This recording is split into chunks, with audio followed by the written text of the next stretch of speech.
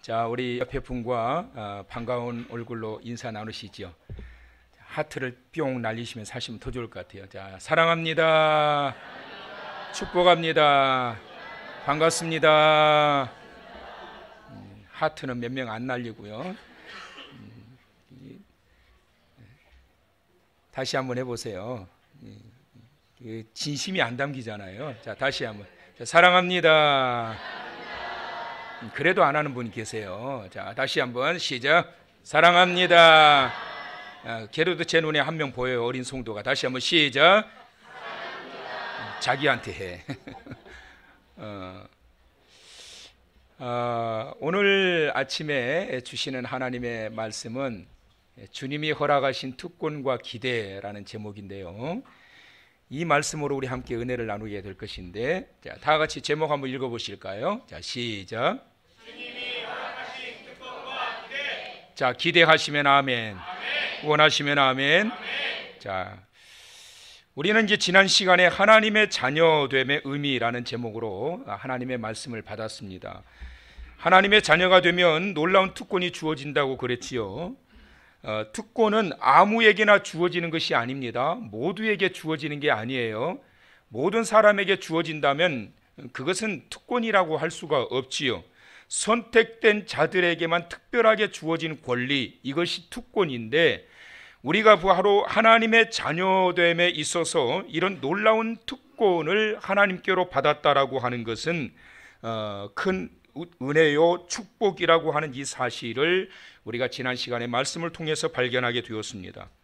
누구나 특권이 주어지게 되면 반드시 뒤따르는 것이 있는데요, 그게 뭐냐면 의무와 책임이라고 하는 것입니다. 특권이 크면 큰 만큼 감당하고 행해야 할 의무도 큽니다. 책임도 큽니다. 그런데 사회는 책임과 의무는 다 하지 않고 특권만 누리려고 하는 사람들이 얼마나 많이 있는지 모릅니다. 이런 사람들을 요즘 말로 사회에서 그런 단어를 쓰더라고요. 꼰대라고 그런데요. 이런 사람들은 어느 곳에서나 인정받지 못해요. 특권은 책임과 의무를 다하는 자들에게만 누릴 권리가 있는 거예요. 존경하는 어느 목사님이 저에게 어느 날 책을 한 권 선물해 주셨는데요. 그 책 제목이 뭐냐면 노블리스 오블리제라는 책이에요. 노블리스라고 하는 의미가 뭐냐면 귀족이라는 뜻이고요.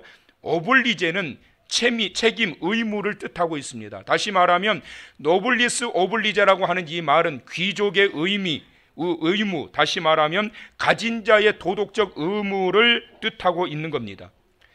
당시 이 로마 시대의 귀족들과 부자들은 가질수록 평민들과 나누면서 그리고 베풀면서 리더십과 사회의 존경을 유지해 왔습니다. 그런 부류들을 일컬어 지칭했던 것, 그것이 바로 노블리스 오블리제입니다. 특권층들이 본을 보이면서 존경을 받게 된 것이지요. 특권층들이 책임과 의무를 다하게 될 때 비로소 존경의 대상이 될 수 있음을 기억해야 됩니다. 하나님의 자녀가 된 성도들은 상당한 특권을 받았다고 그랬어요. 하나님의 선택을 받음으로 인해서 선택된 자들이 누리게 될 놀라운 축복과 은혜를 하나님의 자녀들이 받았다는 거예요. 이것이 바로 우리가 지난주에 받았던 말씀입니다. 그렇다면 여러분, 특권과 더불어 주어진 책임과 의무, 하나님의 자녀로서 행해야 할 책임과 의무, 그리스도인으로서 마땅히 행해야 할 그 책임과 의무를 잘 감당하고 계십니까?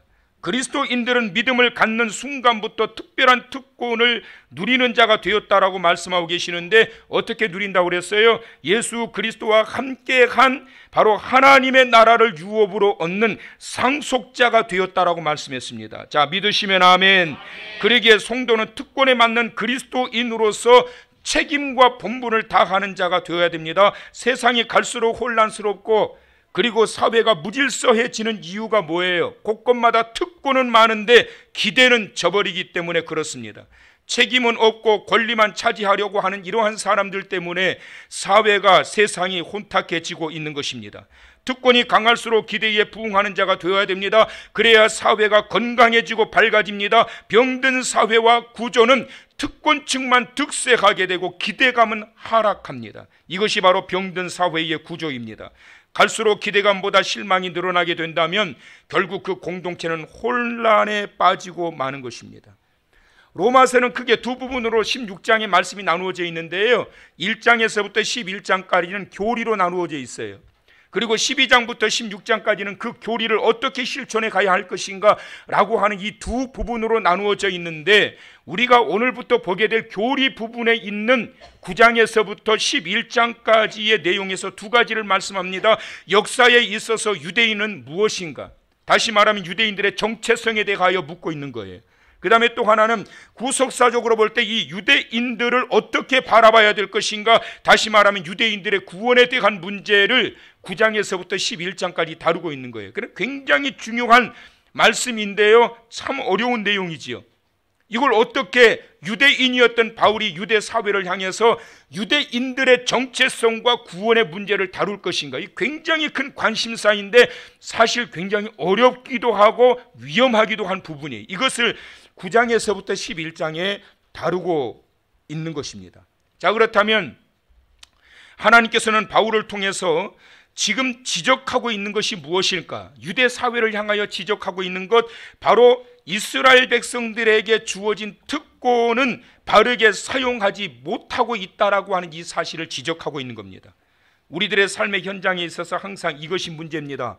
특권은 받았는데 사용하지를 못하고 있는 거예요. 여러분, 특권은 사용하라고 주신 거예요.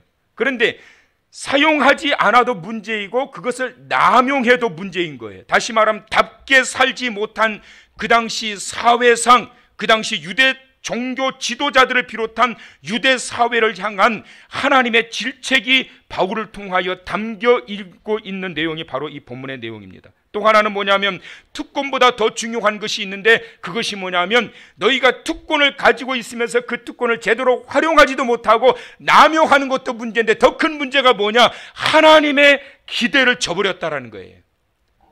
기대가 큰 만큼 실망도 크게 다가온다는 사실을 여러분 기억하셔야 됩니다. 하나님은 당시 이스라엘 백성들에게 큰 기대를 거셨어요. 삶의 현장에서 하나님의 나라가 그래서 온전히 이들을 통하여 이루어지기를 원하셨기 때문에 그들을 먼저 하나님이 선택하셨고, 그들에게 먼저 하나님의 은혜를 공급하셨고, 그들을 통하여 하나님의 임재하심을 통하여 영광을 경험하게 하신 거예요. 그 대상들이 오늘 이 아침 예배하는 저와 여러분임을 믿으시기 바랍니다. 먼저 선택하셨기 때문에 하나님의 자녀가 되었고, 먼저 하나님의 자녀가 됨으로 인하여 그 특권을 받게 되었는데, 문제는 뭐냐면 특권을 제대로 활용하지 못할 뿐만 아니라 하나님의 기대에 부응하지 못하는 자가 되었다라는 거예요.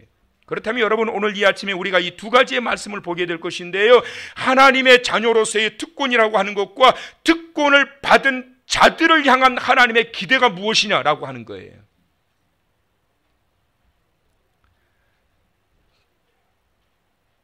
비가 오고 장마가 지면, 그리고 안이 시원하게 되면 반드시 따라오는 현상, 눈꺼풀이 무거워서 졸리기 시작합니다. 사랑하는 성도 여러분, 오늘 이 아침에 아주 중요한 말씀을 주고 계십니다. 정신 바짝 차리고 이 말씀을 잘 기억하시고, 이 말씀이 오늘 나에게 하나님의 어떤 음성으로 들려지는지를 기억하시면서 말씀 앞에 부복하시고, 말씀이 여러분의 무기가 되시길 바라고, 생명이 되시길 바라고, 말씀에 대한 이해력이 넓어지도록 성령께서 도우시기를 간절히 소망합니다. 자, 두 가지 말씀드린다고 그랬어요. 첫째는 뭐냐면, 저와 여러분은 하나님의 특권을 받은 하나님의 자녀가 되었어요. 믿으시면 아멘. 그런데 당시 이스라엘 백성들은 이 특권만 받았지 활용하지도 않고 남용함으로 인해서 하나님의 기대를 저버리게 되었다. 그래서 하나님의 자녀로서의 특권과 하나님의 자녀들에게 주셨던 그 특권을 가진 자들을 향한 하나님의 기대가 뭐냐, 이 두 가지를 본다고요. 자, 이해하셨으면 아멘. 자, 그러면 하나님의 특권이 뭐냐? 오늘 이 4절과 5절의 말씀 보면, 자, 큰 목소리로 우리 읽어보십니다. 자, 9장 4절과 5절 시작. 그들은 이스라엘 사람이라 그들에게는 양자됨과 영광과 언약들과 율법을 세우신 것과 예배와 약속들이 있고, 조상들도 그들의 것이요 육신으로 가면 그리스도가 그들에게서 나셨으니 그는 만물 위에 계셔서 세세의 찬양을 받으실 하나님이시니라. 아멘. 할렐루야. 여기에 여러 가지 이 하나님 자녀의 특권이 나와 있어요. 이것을 다 설명을 하다 보면 오늘 여러분 설교 제가 1시간에도 다 못해요. 아주 중요하고 여러분들이 꼭 잊지 말아야 할 두 가지를 뽑아냈는데, 첫 번째는 뭐냐면 지난주부터 계속 강조되는 말씀이에요. 크게 따라서 하세요. 양자됨의 특권. 자, 더 크게, 양자됨의 특권. 양자됨의 가장 강력한 특권이 뭐예요? 상속권자가 되었다는 거예요. 상속권, 유업을 이을 상속권자가 되었는데 예수 그리스도와 함께 이어받게 될 하나님의 나라. 할렐루야. 근데 여러분, 더 중요한 것은 뭐냐면 이것은 앞으로 보장될 축복이 아니라 이미 보장 축복임을 믿으시기 바랍니다. 앞으로 보장될 것이 아니란 말이에요. 이미 보장됐단 말이에요. 믿으시면 아멘. 그래서 여러분, 하나님의 나라는 장차 우리가 하나님의 나라, 이것을 소망하며 살아가는 것도 중요한데, 그 어디나 하늘나라, 할렐루야. 이미 임한 하나님의 나라를 누리는 것도 중요해요. 여러분, 하나님께서 우리들에게 보장해 주셨던 그것은 지금 우리가 하나님의 자녀로서 이 땅에서 지금 누리고 있는 축복임을 믿고 나아가시기를 축원합니다. 하나님의 나라를 이 땅에 살아가는 동안 누리며 사는 자 되시길 축원합니다. 하나님의 자녀의 축복을 누리며 사는 자 되시길 축원합니다. 이미 임한 축복을 누리며 살아가는 자가 되어야지. 특권을 받았는데, 하나님의 자녀가 되었는데, 천국 백성이 되었는데 천국을 경험하지도 못하고 하나님의 자녀로서의 자녀다운 삶을 살지 못한다고 한다면 지금 우리가 받은 이 특권이 무슨 의미가 있냐고. 여러분, 그래요 안 그래요? 졸고 계신 분 계셔서 묻는 거예요. 그래요 안 그래요? 안 좋으시는 분만 대답하시봐. 그래요 안 그래요? 뭐가 그래요? 뭐가 그래? 잊어버렸지요? 아무리 특권을 받았다 한들 이 특권을 누리지 못하면 그 특권이 뭔 소용이 있느냐고. 여러분, 영국 여성 가운데 이리안 라크라는 여성이 있는데요, 이 여성은 참 똑똑한 지성인이었고 부유한 삶을 살았던 사람이에요. 영국에서 그 유명한 명문대학이었던 캠브리지 대학을 졸업했고, 그리고 4개 국어를 능통하게 활용할 수 있는 그러한 지식인이었고, 그리고 더 나아가서 영화 제작사를 운영하고 경영해서 돈을 많이 번 사업가였어요. 백만장자였어요. 근데 이 여인이 어느 날 갑자기 행방불명이 돼버린 거예요. 깜짝 놀랐습니다. 사회가 뒤집어졌어요. 이 여인이 도대체 어디에 갔느냐? 아무리 찾아도 찾지를 못했는데 6개월 만에 이 여인을 찾게 되었는데 충격이었습니다. 이 여인이 어디에 있었느냐 하면 지하철에서 노숙인이 되어가지고 거지가 되어가지고 구걸을 하고 있는 이 모습을 발견하게 됩니다. 도대체 이게 어떻게 된 일이냐? 백만장자여 이렇게 똑똑하고 명문 대학을 나왔던 이 여인이 갑자기 이게 어떻게 된 거냐? 6개월 만에. 알고 봤더니 6개월 전에 어느 한 강도를 만나게 돼서 이 강도하고 신랑이 끝에 뒤로 넘어졌는데 뇌진탕이 와가지고 이 여인이 기억상실증이 걸려버린 거예요. 지금 현재 이 사람에게는 돈이 굉장히 많아요. 백만장자예요. 하나의 기업을 이끌어가는 그러한 대표였어요. 그리고 4개 국어를 유창하게 활용할 수 있는 언어에 대한 능력도 있는 자요, 명문대학을 졸업했던 사람인데 다 잊어버린 거예요.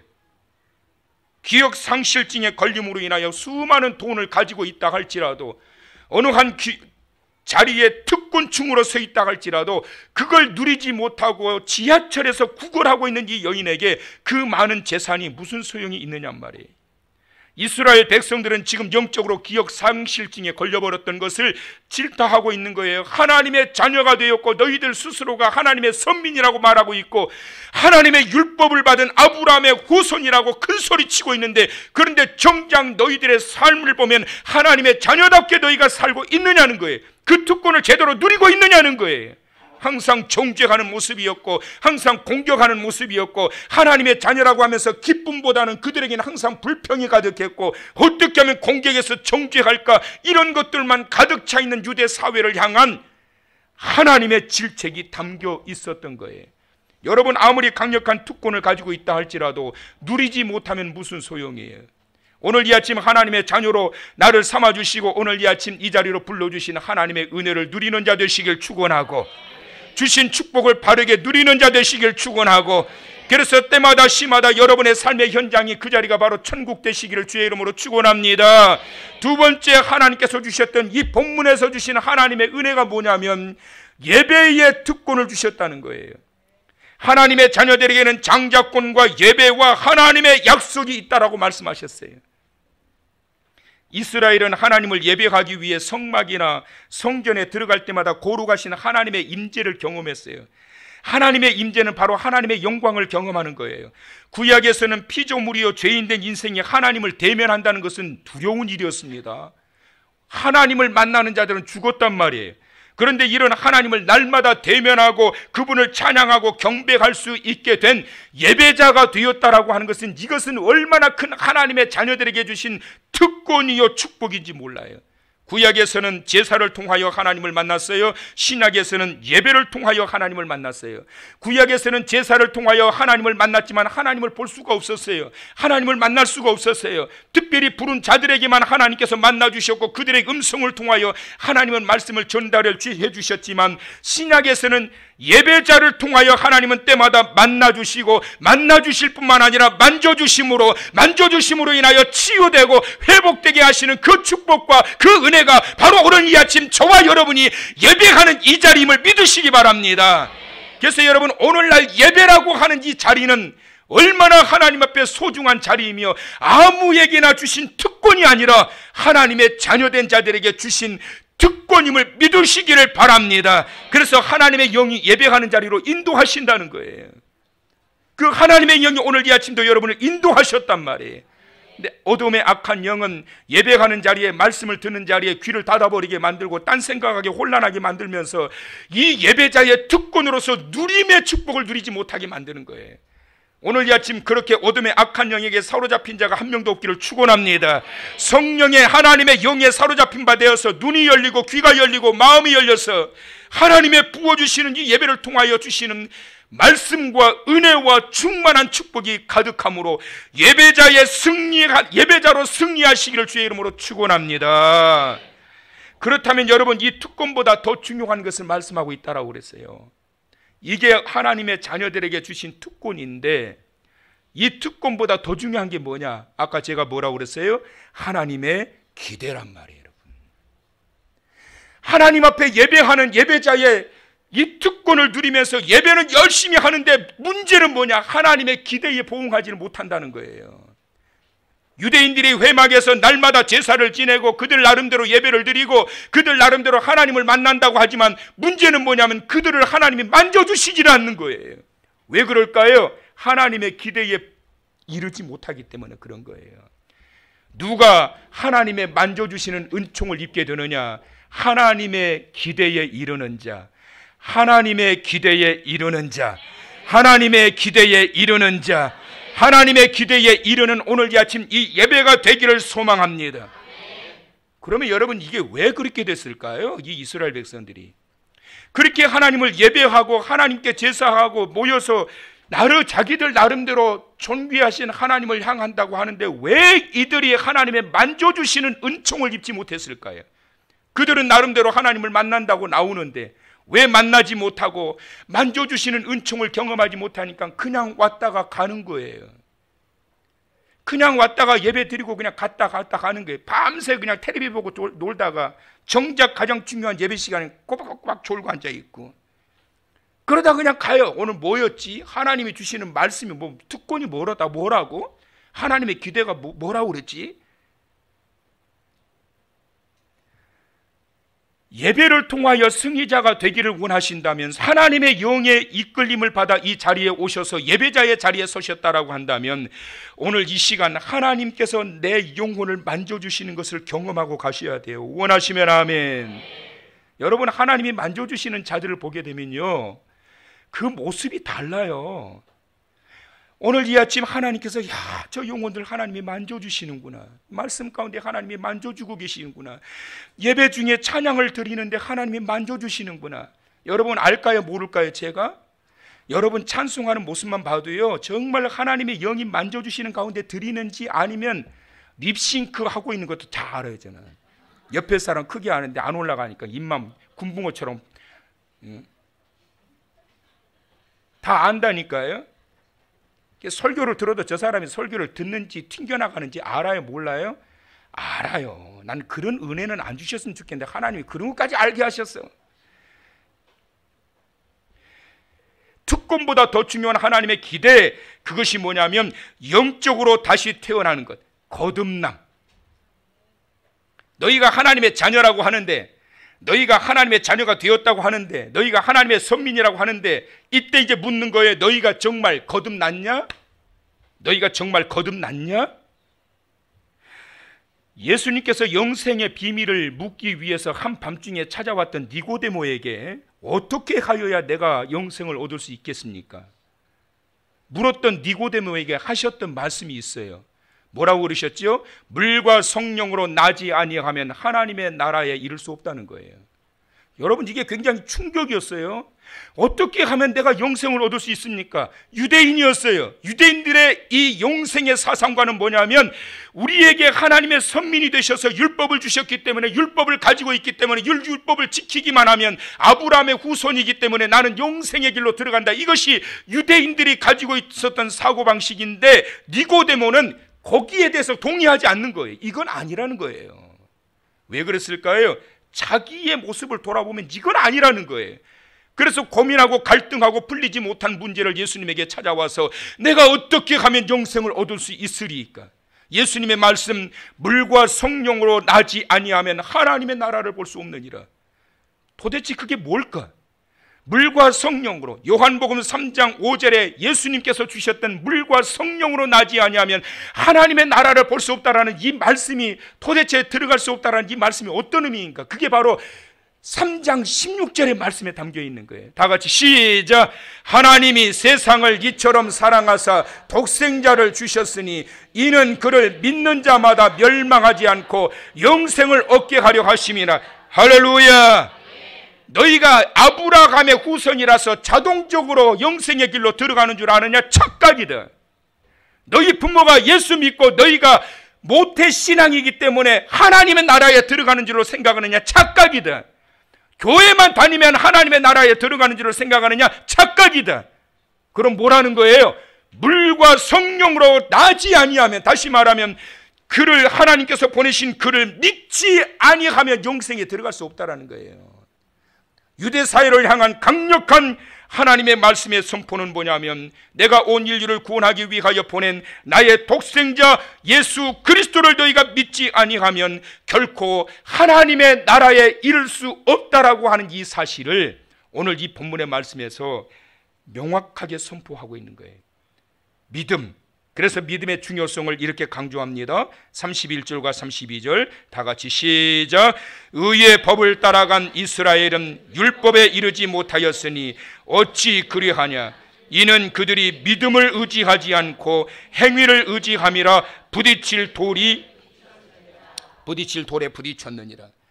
여러분, 행위 중요합니다. 믿음을 입증하고 드러나게 하는 것이 행위예요. 어떤 행동을 하느냐에 따라서 참 믿음과 가짜 믿음이 구별됩니다. 그렇기 때문에 행위가 중요합니다. 행위는 믿음의 결과입니다. 행위는 믿음의 열매입니다. 그렇기 때문에 행위가 굉장히 중요해요. 그런데 자기의 주관적인 의에 근거한 행위로 내가 하나님 앞에 설 수 있다라고 생각하는 것은 착각이라는 거예요. 그 당시에 유대인들이 생각하고 있었던 율법 속에서 자기의 의를 가지고 내가 하나님 앞에 설 수 있다라고 생각했던 그들의 착각을 향해서 일침을 가하고 있는 말씀이 바로 이 말씀인 것입니다. 특권만 가졌다고 다 해결된 것이 아닙니다. 특권을 받은 자들이 지키고 살아야 할 하나님의 기대가 있음을 믿으시기를 바랍니다.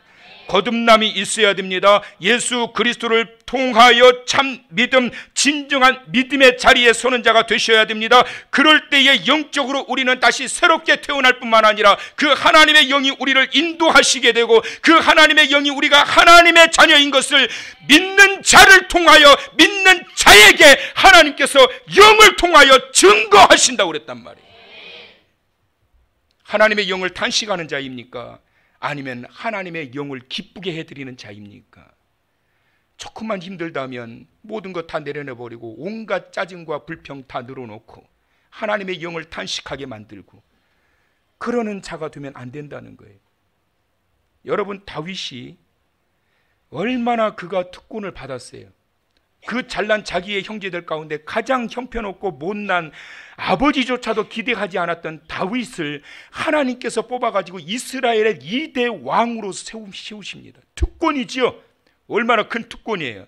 그런데 여러분, 이 특권을 그대로 행사하면서 유지하는 것이 만만치가 않았던 거예요. 얼마나 힘든지 몰라요. 이 특권을 받았는데 이 특권을 제대로 실행하는 게 얼마나 힘들었던지, 공격하는 자들이 많고 마음에 고통과 아픔이 많고 견디어내야 될 그 환난이 얼마나 많고 큰지 정말 힘들었던 거예요.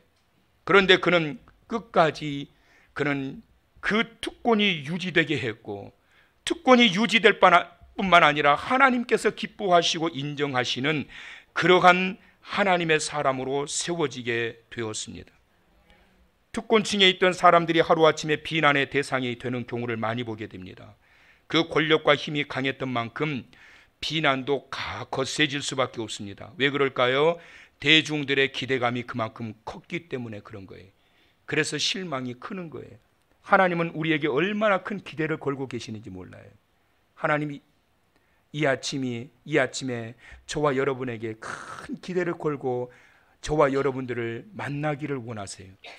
꼭 기억하시길 바랍니다. 하나님은 저와 여러분에게 하나님께서 선택하신 하나님의 자녀이신 까닭에 큰 기대를 걸고 계신다.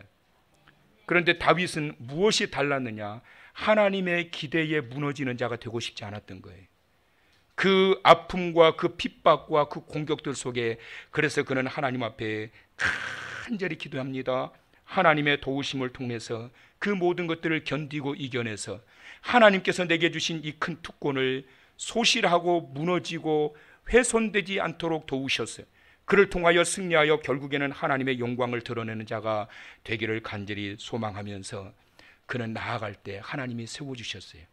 그렇다면 오늘 이 아침 다윗이 고백했던 이 찬양이 저와 여러분의 찬양이 되시기를 바라고, 저와 여러분의 고백이 되시기를 바라고, 그를 통해서 하나님께서 주신 자녀된 특권, 바로 그 특권을 온전히 하나님 앞에 세워가면서 다윗과 같이 마지막까지 영광 중에 쓰임받으면서 나아가는 그러한 하나님의 자녀가 되기를 간절히 소망하시면서 하나님의 기대에 보응하며 부응하는 자 되기를 소망하시며 이번 한 주간 출발하시기를 주님의 이름으로 축원합니다.